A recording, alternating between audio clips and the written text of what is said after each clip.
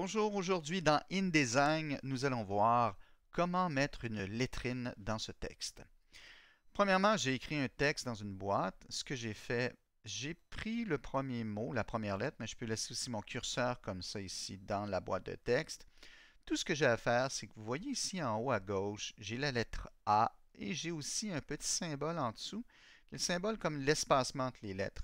Si je clique sur ce symbole, vous allez voir un deuxième menu apparaître, dont ce petit module ici que vous avez, qui est le module de lettrine. Donc, ce module de lettrine-là me permet d'ajouter une lettre sur 2 lignes, une lettre sur 3 lignes, sur 4, sur 5 et ainsi de suite. Donc, je peux contrôler le nombre de lignes sur lesquelles je veux ma lettrine, mais de plus, je peux aussi contrôler le nombre de lettres que la lettrine possédera. Donc, je peux mettre 1, 2, 3, 4, 5 lettres et ça va devenir un mot qui va devenir lettrine.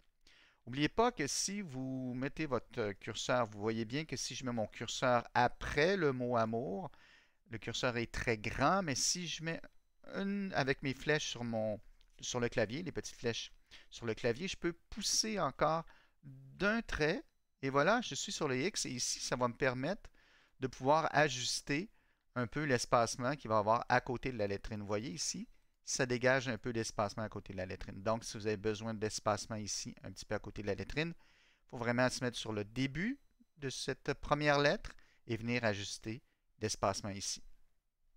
Donc, c'est une façon ici, comme vous pouvez voir, de faire les lettrines dans un premier temps.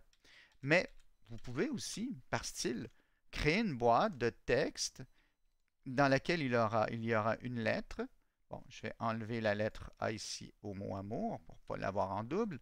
Et vous pouvez toujours prendre cette boîte de texte ou cette boîte avec une lettre et venir la mettre comme ça. Et avec les fonctions d'habillage, alors si je vais sur Fenêtre, habillage de texte, qui sont ici, alors là, je vais pouvoir habiller le texte, donc lui donner un espacement ici, comme vous pouvez voir, et créer un autre type de lettrine.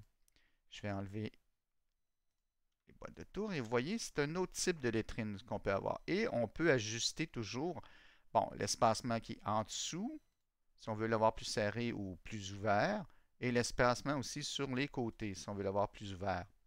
On peut aussi prendre la lettrine et la mettre carrément dans le bloc de texte, fait que ça va nous donner un genre de lettrine comme ça ici qui pourrait commencer ou débuter un texte.